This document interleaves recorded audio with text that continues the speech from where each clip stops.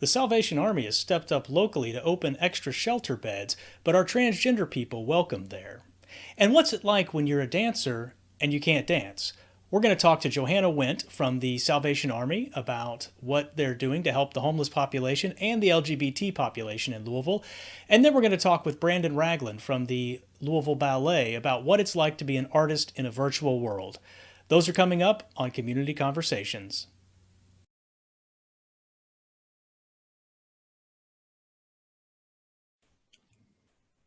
Welcome to Community Conversations with the Louisville Pride Foundation, part of our Digital Pride initiative. I want to thank our sponsors, Republic Bank, Norton Healthcare, Heine Brothers Coffee, Caperton Realty, and Connolly Law Offices, and Evo Mortgage for making Digital Pride possible. Today, we are continuing our conversation about homelessness and COVID-19. And my guest is Johanna Wint, who is the Executive Director of the Salvation Army and Center of Hope here in Louisville, and she's been in that role for about 7 years. Johanna, can you tell us a little bit about what the Center of Hope is? So the Center of Hope is the social services of Salvation Army. So anything that has to do with providing services here in town, that's what the Center of Hope does. So it encompasses our shelter program, our feeding program. So those are probably what we're most known for, but it also encompasses another program that we have, which is our Pathway of Hope, which is a community program for families with children. It's a family stability program where we work to get people out of poverty. So it's a unique program that the Salvation Army has, and it's a nationally recognized program. We also have a transitional housing program for veterans here, where we work with veterans for up to 2 years, where they come in, they've been homeless, they work with us for 2 years, and we work to get them back out into the community, back into sufficiency. So we have a lot of different programs here. Sorry about that. Yes, no, sounds like it. And in typical times, how many people do you all shelter? How many beds do you have? So in typical times, with everybody who's sleeping in the building, probably about 200 if you count, everything. Sometimes we have more families in our family emergency shelter. They may have bigger numbers, or in our families in our veterans program. So, that size can vary, but on any given night, it could be, 175 to 200 people. And how are you all adapting to COVID, and what are you doing to keep this very vulnerable population safe in this really different time? So we've added a couple of different programs to help the homeless community during this time. One of the first things that we opened was our Healthy Day Shelter. So with a lot of programs shutting down and businesses shutting down, the library is shutting down. So a lot of places where our homeless community would naturally go to during the day, they didn't have those options to go to. So the city reached out to us and asked if there was a possibility that we could open up a Healthy Day Shelter so that they would have a place to go. And not only were they looking for a place to go, but also a place where they could practice social distancing. So we have a gym here. If you've never been to the building at 911 South Brook Street, it's the old Mill High School. And so we still have the gym as it was built originally here. So in its capacity, it can seat like about 3,000 people. So if we social distance 6 feet, we can hold up to about 400 people in our gym, 6 feet apart. So we haven't had that number, but we have had up to 100 in there during the day. So we've been able to open up the gym to have homeless people come in to get out of the elements, to just have a place to go. We've added Wi-Fi in our gym so that they at least have things to do. And we added lunch, which was a service we don't typically open to the community. We always have an open breakfast and an open dinners, but having a lunch was a new thing that we also added in as a part of the Healthy Day Shelter, so they wouldn't have to worry about trying to leave to go find a place to eat. So that's been an added service that we've also added. And then are you having additional overnight accommodations as well?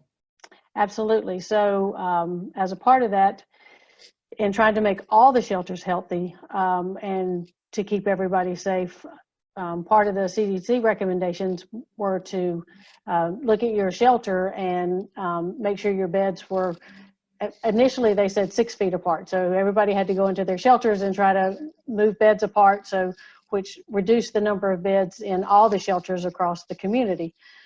So with that, I think as a whole for the community, I think we lost about 20 or 25 beds. So while that's not a huge number, that does displace people who have been, have had a bed to sleep in. So the city, of course, was worried about that, and again reached out to us and said, would you be willing to be open at night as well? So we said, of course.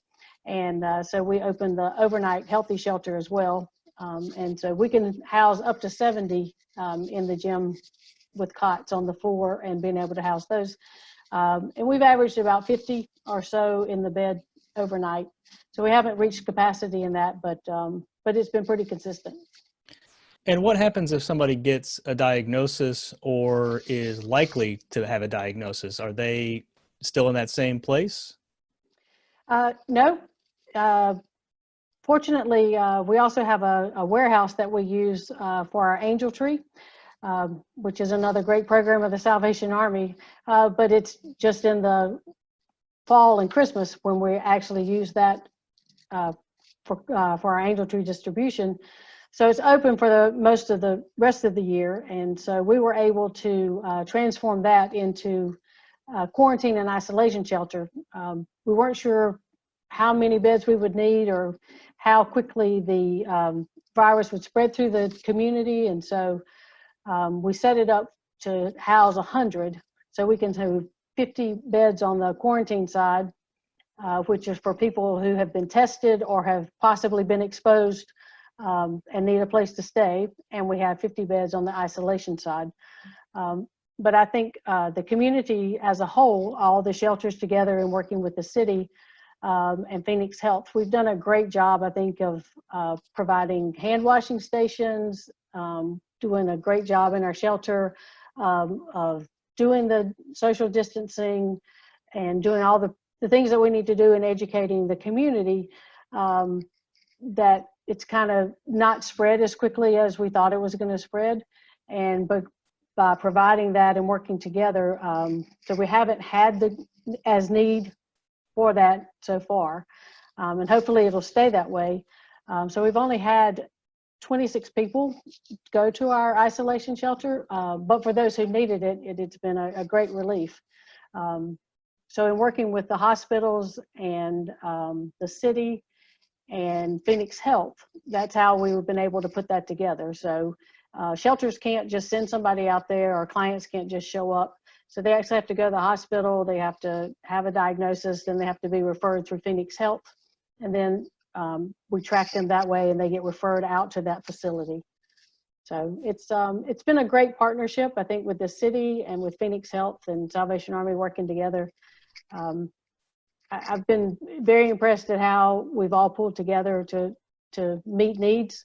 And I think it's been very client focused and putting clients first. And I've just been in awe of how we've been able to pull this together, and just thankful that the city had the foresight to be able to put all this together and that we could be a part of it. Yeah, it's been a very impressive coming together, and hopefully, long-term people will be working better together than they were in the past. And it's certainly better to have more capacity set up than we needed than to not have enough. You said 26 people had used that quarantine facility. I was going to ask you if you had any sense of how many people in the homeless population have tested positive or have had COVID.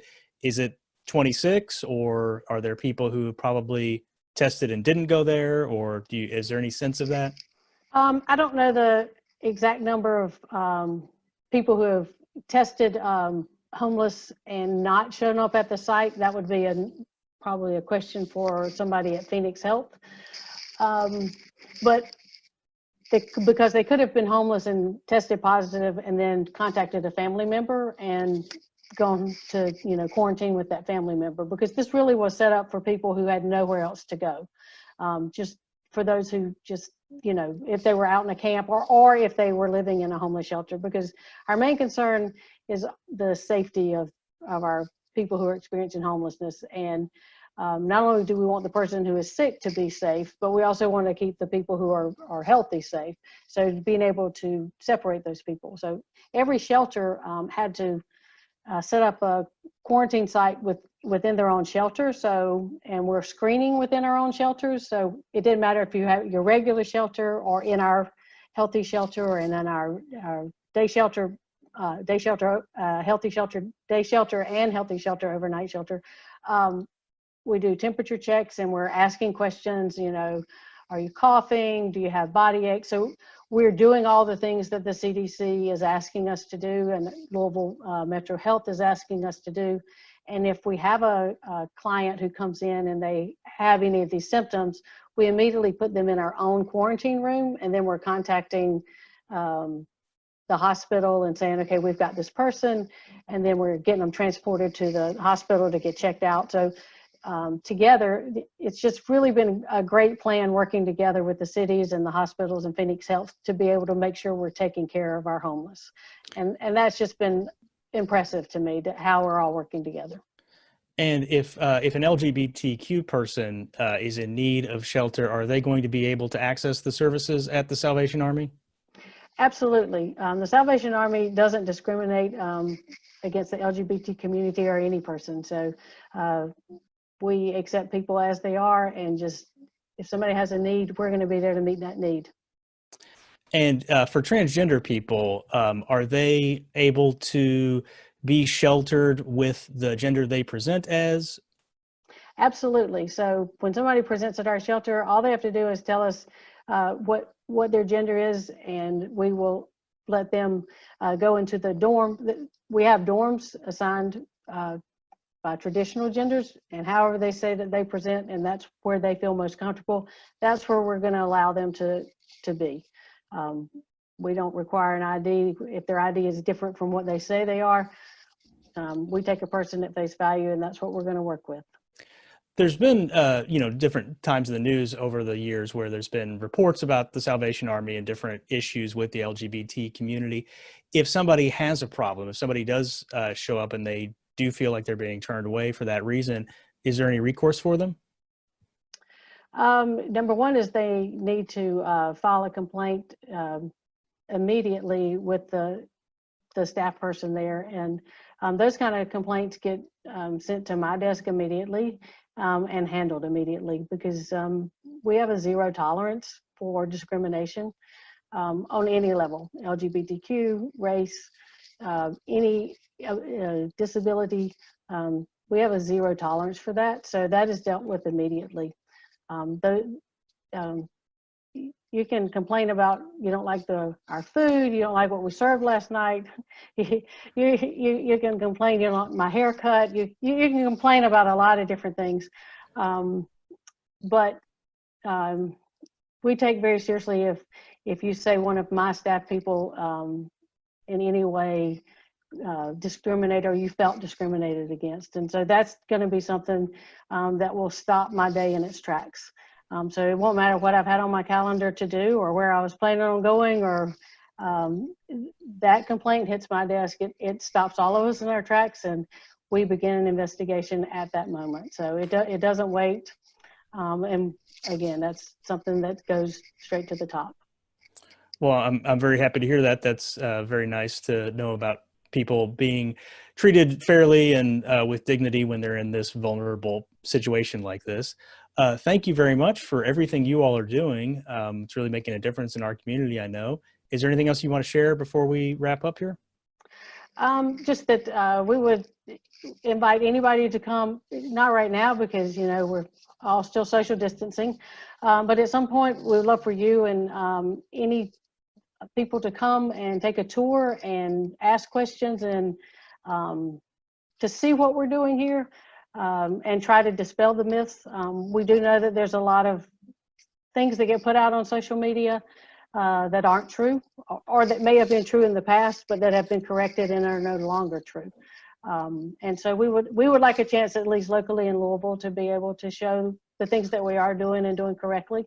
So please take advantage of that. Call me, come by and see us. And if you if you hear something or if you see something, please, call and let me know so I can correct it. Because again, if I don't know, I can't fix the problem, but I can guarantee you if there is a problem, it will be fixed. Well, that's great to hear. Yeah, I'll definitely take you up on that when we're whenever we get back to whatever normal is going to look like. And whatever the new normal is, but we would love to have you come by and ask any questions and just see what we're up to. Yeah. Because we got a lot of good things going on. Sounds like it. Well, thank you very much, Ms. Wint, for joining us today. And I look forward to talking with you more about that later on. All right. Thanks, Mike. Have a great day. Thanks. You too.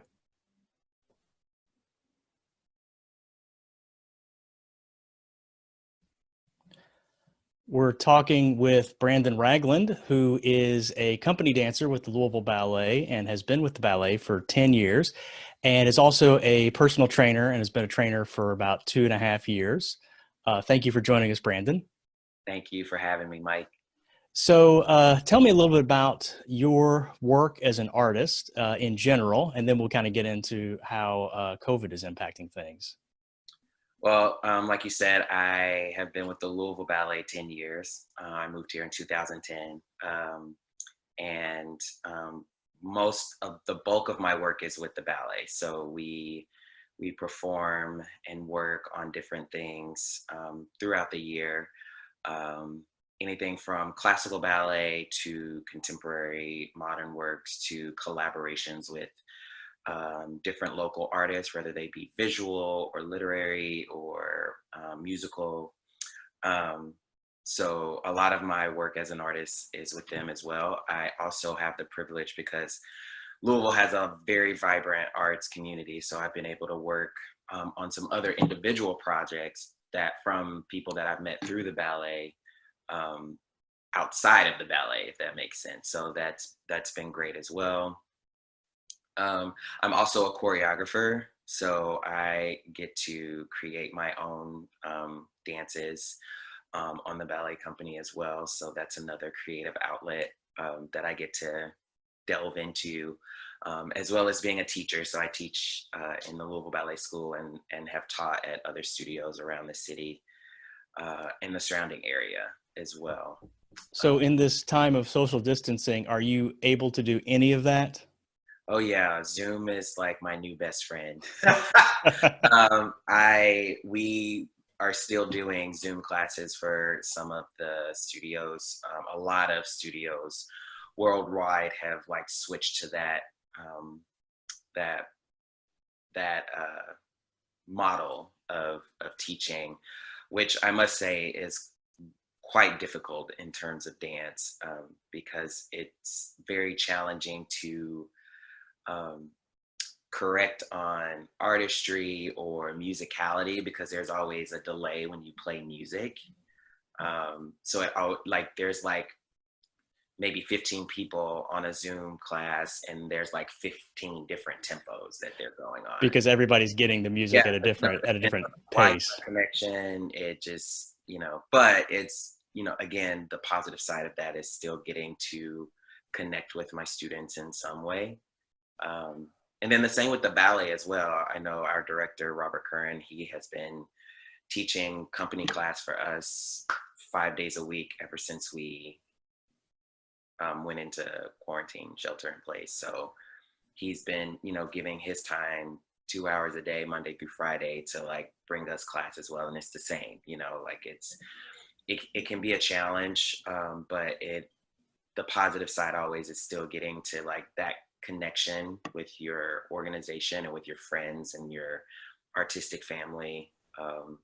So that's been nice. But yeah, we've all jumped on this virtual digital train of providing classes, and it's been doing pretty well. I think that on a teacher side, to look at my students, I think they like that idea of routine still, like getting, they are still in their dance attire. They're taking on a chair or they're using like a portable bar. So we're making it work, which is cool. Is it possible to rehearse a show under these sort of circumstances, or is that just something that's impossible? Now I can say that there aren't very many things that are impossible when you're kind of forced into it. Um, because technically our season at the ballet um, is usually over by now anyway. We're not currently working on any current projects. But I have friends that are still technically in season, and they're rehearsing for shows as best they can, providing a digital platform, now. But I was just talking to a friend of mine last night, and they were telling me that they still like do a Zoom rehearsal for 2 hours, like working on choreography and tasks, like using chairs and being in their living room and kind of using the space around them. So this has definitely provided a opportunity to really get creative, like almost forced, if I can use that word, because you're being made to make the best out of the situation you have. Like I have my living room and that's it. And sometimes outside, weather permitting, that you can use outside, as a playground of creativity.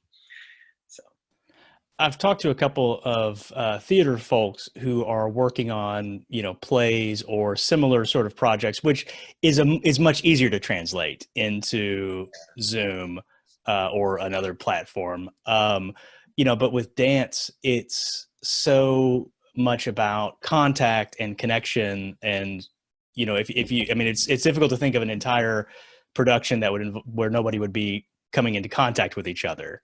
How important is that part of it? it's extremely important. I mean, we as dancers, there is that certain level of connection and that you crave, like you're in the studio with each other, you're constantly touching each other because of the nature of partnering and dancing together and creating that like unified culture. um, and it can be difficult, and especially trying to do it through a virtual platform. We've been trying to find ways just as dancers to stay connected, and we've been able to put out there on social media some pretty cool like concepts, because it is a beautiful thing to, there are other companies as well that have been doing this. They'll take a piece of choreography that we've already done, and everybody will do that choreography in different places in their homes. And so you kind of get a snippet of all these different kind of virtual backgrounds, virtual theaters, if you will, like, and that is also a beautiful thing to see as well, that even though it really is, we're together apart because we do share that common thing of movement and choreography and, dance. How important is it that the audience is there when you're performing? I mean, we might get to where a couple people could get together and you can record something and stream it, but that's just not the same, is it? And to be quite honest, I definitely am struggling with that personally, because, whether it's a certain level of ego or, not, dancers live for the stage. I know that sounds like cliche, but that's a big part of why we do what we do, being able to express ourselves in front of an audience. There is that certain level of like satisfaction and fulfillment that we get to share that with people. And there is nothing like live performance for dancers, at least in my opinion.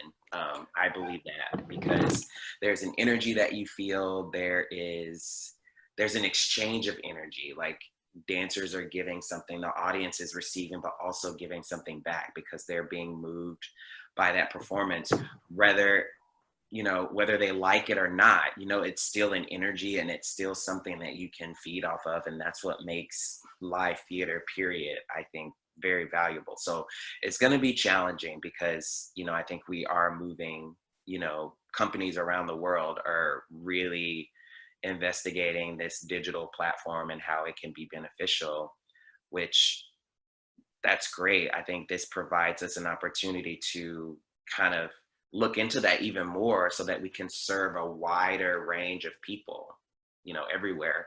But at the same time, it's going to feel weird not performing in front of an audience. There's probably a lot of solo pieces being created right now. Oh, I'm sure. The market will be saturated with solo pieces for years to come. Yeah. Are there any companies you know of that are doing something really innovative or interesting that people might want to check out? Oh man. I can tell you a couple of companies that have like kind of caught my eye with how they're doing their digital platform. I mean, one is just recently New York City Ballet has been doing because they would have still been in season. So they're doing a digital spring season, and they're showing different ballets like every Tuesday and Friday of every week, like out of their archives, which for me as a bunhead, I love that because I get to like watch New York City Ballet performances without like leaving my home. And I see all these dancers that I like see on social media, but I never actually get to see them in a live performance. So, it's not anything really innovative, but it's something that is like a great resource for dancers to look at because it is a professional company and you get to see the kind of works that they do. Charlotte Ballet, actually, when I think of innovative, they are doing some really interesting things in terms of how they're presenting their content on social media. So they have a lot of behind the scenes choreography based work that they've been doing before this all happened. So they're able to compile that, and they just kind of like splice it and edit it in a very cool way. Let's see. Trying to think. And then, I feel like a lot of companies right now have been really using like TikTok as a mode of like trying to make light of a situation as well. And we just watched a group of my friends just watched something by Australian Ballet as well. They did kind of like a spoof off of a classical ballet, Giselle, and it was pretty hilarious. So as far as like performance, like digital content, I haven't really seen much of that yet, at least come across my attention, but I have been very happy with how people and companies are taking to social media to say, hey, we're still here. And even though we're not producing like this grand performance content online, like I think the bigger picture is everybody's dealing with this as best they can, and recognizing that this is not normal. Like these are not normal circumstances to create art, but when we come out of this, there will be, stronger, I feel more resilient people to create some awesome things to come out of this. Yeah, it'll be really interesting to see when we're, we are back to normal and people are being able to create and attend performances in the same way, kind of what will be the difference there, what will have changed. And then if performances are put off for a while, how do people continue to adapt? I mean, it's very interesting to see how everybody's dealing with this. Absolutely. Well, thank you, Brandon, for joining me today to talk about, what it's like to be in the arts in a virtual setting. Yeah, Thank you very much, and hope you enjoy the rest of your day. Thanks, you too. Thanks for having me. Bye. Thank you for joining us today. I hope you enjoyed our conversation with the Salvation Army and with Brandon Ragland from the Louisville Ballet. Be sure to join us next Tuesday when we're going to continue our conversation on homelessness with Sweet Evening Breeze, a group working to open a homeless shelter for LGBTQ youth in Louisville. And we'll be talking with more artists about what it's like to be an artist in a virtual world. Until next time, thank you.